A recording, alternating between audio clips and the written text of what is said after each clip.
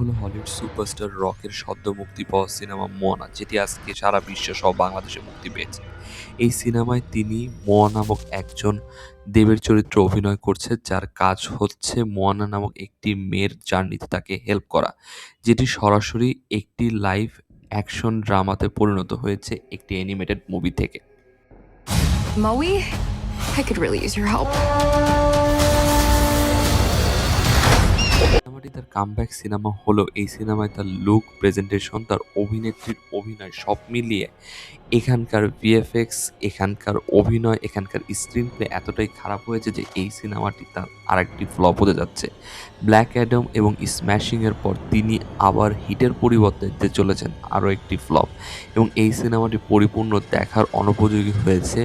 বড় এবং ছোট সবার জন্য কোনো ধরনের বিনোদনের দিক রাখতে পারেনি এবং গল্পেও কোনো নতুন মাত্রা যোগ করতে পারেনি।